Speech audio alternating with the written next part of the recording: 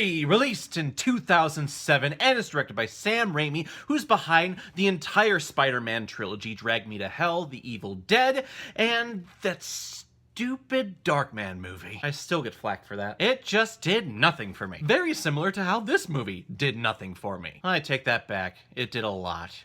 It pissed me off a lot. And this film stars Tobey Maguire, Kirsten Dunst, James Franco, Thomas Hayden Church, Topher Grace, Bryce Dallas Howard, James Cromwell, Rosemary Harris, and J.K. Simmons. And spoilers for everyone watching this film, I really hope you haven't, but if you have, I'm going to talk spoilers here, so you've been warned, because I just can't talk about this film without doing that. Following the amazing first 2 installments of Sam Raimi's Spider-Man Trilogy comes this piece of shit that follows a director and a stage crew through their lives not wanting to do this film. We have Peter Parker, whose life is going amazingly because he has the woman of his life, and life is really good. People are accepting him as Spider-Man. But things are not going so well for Mary Jane Watson. She was fired from her Broadway show. Life is just not going her way, and she is holding Peter accountable even though she's not telling him any of this. And in the midst of all this, Spider-Man has to compete with 3 different villains. We have Discount Goblin, played by Harry Osborn, the original villain that Sam Raimi wanted to do for this film, the Sandman, and we have Venom because the studio told Sam Raimi, you're gonna do it and you're gonna like it. That is the most frustrating thing with this film. Sam Raimi, the director, the creative mind behind this trilogy, said, I wanted to do Sandman. That's the villain that I want to do for this film. And the studio said, no, you gotta do Venom because it's a trilogy and Venom is the most popular Spider-Man villain, so you gotta put him in there, Sam. So instead of doing the noble thing and walking away when you know it's a bad idea, Sam Raimi said, okay, I'm just gonna fuck everything up for you. So he throws Venom in there, he has Harry Osborn, that whole storyline that he was building up to from the first 2 films. And then Sandman, we have a list of 3 different villains in this film. Boy, when has that ever worked? Now, I remember the original promotion for this film. Spider-Man, Spider-Man 2, those both came out. They were amazing. I love those movies. It really brought the modern superhero comic book film to where it is today. Or at least it launched it for me. I guess technically X-Men did, but Spider-Man, the original Spider-Man, that was more popular. So when I hear announcements that we're finally doing Venom, that we're finally gonna end this trilogy, I'm super pumped. The trailers I've absolutely loved. I love the poster, the promotional art for this film, I love. The Venom symbiote taking over the Spider-Man suit. Spider-Man sitting perched in the rain on a cathedral. I love that. That is straight out of the comics. And straight out of the 90s animated Spider-Man series that I absolutely love. And then you have the dueling Spider-Men looking at each other through the reflection in a building. I loved all of this. And the film does not fucking deliver. And the main thing that this film suffered from is its directing, because Sam Raimi, he did a fantastic job with the first 2 films, but because he was being pressured by studio heads to shoehorn all of these different villains in, he goes, okay, well, I'm just gonna, mess around, I'll do it, and then I'm gonna leave. I'm not gonna care. And watching this, you get that sense, and you also get that sense from the actors here, especially Kirsten Dunst. You look at her in this movie, and you're like, well, you're just wanting the paycheck. So with putting all of these references, all of these Spider-Man things into this film, the story suffers because there's no consistent through line. If I'm going off of my introduction to the character of Venom, which was the 90s animated Spider-Man, in order to introduce that character, the through line has to be the built-up anger, the built-up tension in Peter Parker. He's your friendly neighborhood Spider-Man. He's always doing the right thing. He's always doing what is best and what is just, and he always gets shit for it. Whether that's from J. Jonah Jameson at the Bugle, or whether that's when he's Peter Parker and he's in class being bullied. So when the symbiote latches on to Peter Parker as Spider-Man, it allows him to feel those feelings, to release his anger, not to suppress it. That should be the underlying through line in this film. Not that Peter Parker can choose to put the Venom suit on whenever he likes, whenever he's feeling like he wants to be emo and goth. Ooh, I shouldn't have said that. Those are 2 separate things. Oh, don't kill me. But it's true, in that Spider-Man cartoon, the symbiote latches onto him. He can't take it off. It is a part of him. But here in this movie, they make the choice of, hey, you can disrobe from this thing whenever you want. He hangs it up in his closet, which tells me that this Peter Parker is a shitty person. Because if things are going so bad and you're feeling so angry and so, terribly emo, I want to, part my hair down and be all goth and all black and shit like that. Yeah, and then I'm going to put that Venom suit on. If that's that's the case, then you can't blame the suit for how you're feeling. Oh, this film is such annoying bullshit. And I can't 100% blame Tobey Maguire for things like this.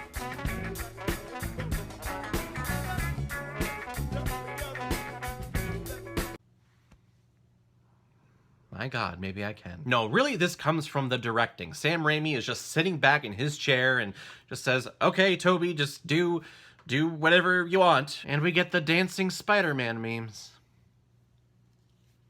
You know, thinking about it, and I really don't like to do this, I really don't like to say what should have happened in the film to make it better, because it's really, you know, the artistic interpretation. But there's really something that should have happened in this film that would have made this film way better. The first battle that we get maybe like 15-20 minutes in, or at least it feels like 3 hours, is the scene where Peter Parker is being attacked by Discount Goblin. In the film, the scene ends, Harry gets conked on the head and gets rushed to the emergency room due to Peter Parker throwing one of his bombs back at him. What should have happened here, and this would have made the film, the character arcs, just spectacular, Harry Osborn should have died from that. How amazing would it have been if Harry Osborn, Peter Parker's best friend, died because of something that Peter Parker did, and then from that anger, from that guilt, from that self-sorrow, then that Venom symbiote gets on top of him and starts merging with Peter, and that's where that anger and where those emotions come from. And then we start seeing Peter Parker embrace that Venom suit, embrace the hatred, embrace the toxicity. Heck, let's take it one step farther. When we get to the subway battle with the Sandman, and Sandman's being flushed away by the water, that should have killed him. So we have Spider-Man, we have Peter Parker going on a killing spree. And that's what drives Peter Parker to realize, hey, something is wrong here. What's going on? Oh, hey, it's this black suit. Everything's been happening since that moment. That's when he goes to the church. That's when he starts trying to rip it off of him. Because in the storyline that we got here, that moment in the church tower and him banging on the bell and the Venom suit freaking out, that shouldn't have happened. He should just be able to disrobe. God, and I don't get paid for this, and that's a great idea. Oh, could you imagine, though, the backlash this film would have got from fanboys saying, oh, my Peter Parker doesn't kill, man. Because if you think the backlash that Batman v Superman got and Batman was killing people, oh, imagine Spider-Man doing that. But how remarkable, how gutsy, how intelligent that is to put that into this story. Just a simple tweak like that and all of it would have been better. That way when we get to the climax and we get the battle between Spider-Man and Venom that has now inhabited Eddie Brock, the battle would have been so much more meaningful. And just one-on-one. Not all this crazy stuff. Oh, hey, Discount Goblin, come help me battle those other two dudes.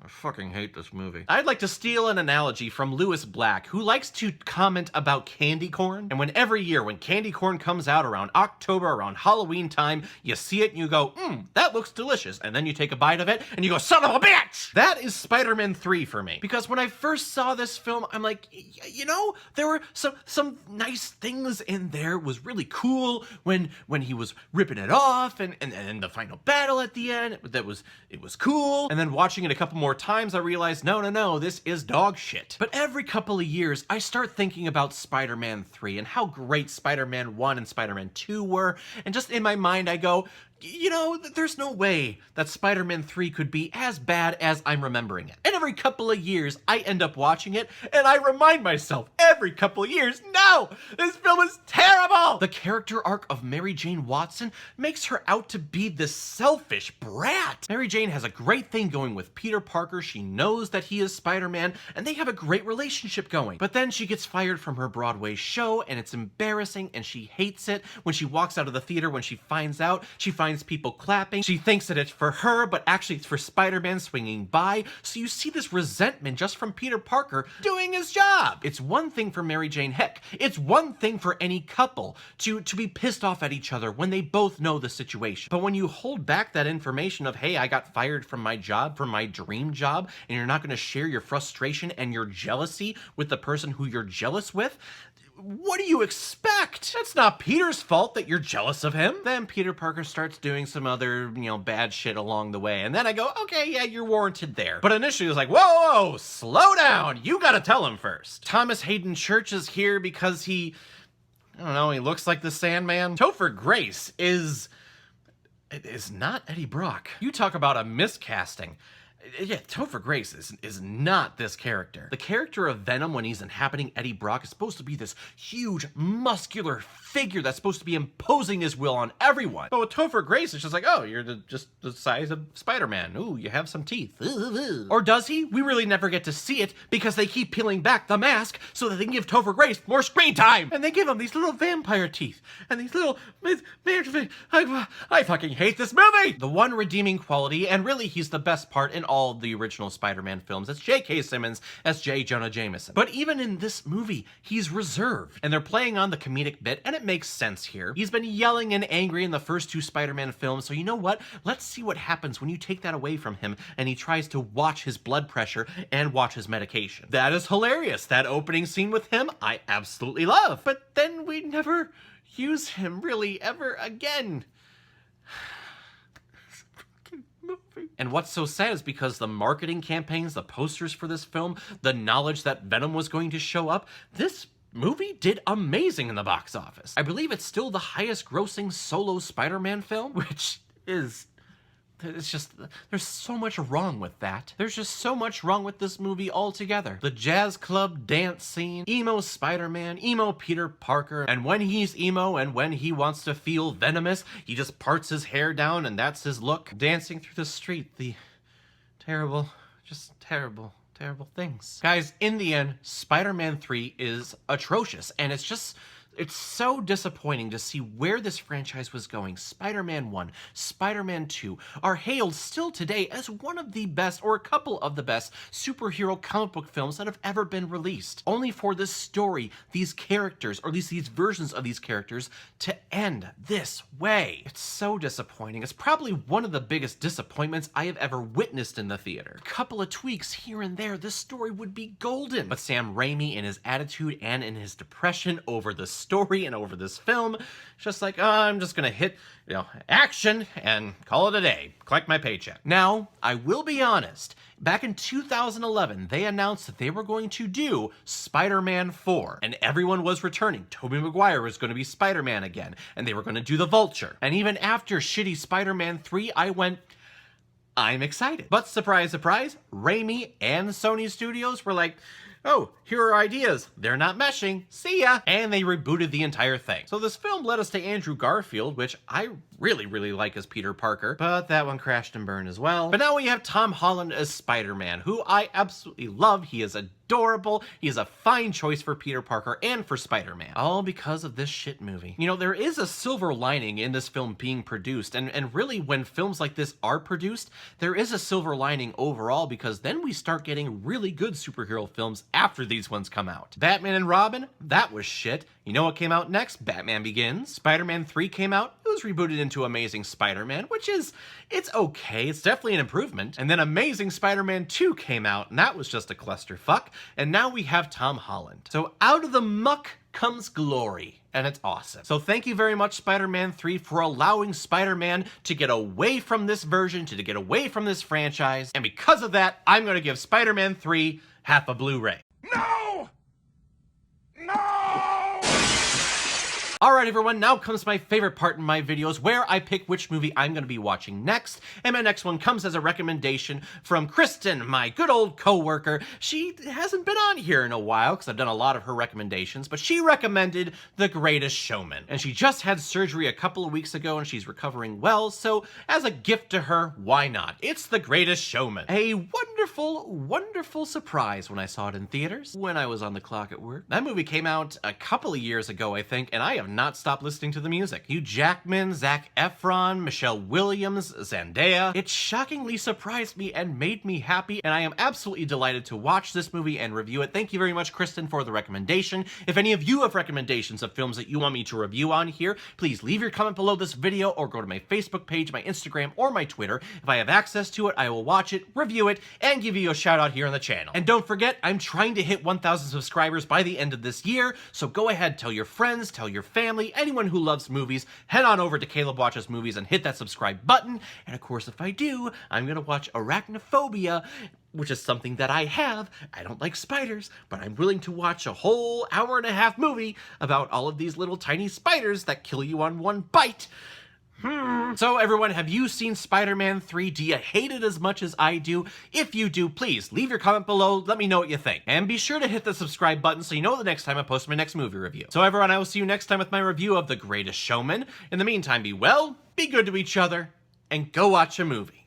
Take care, guys.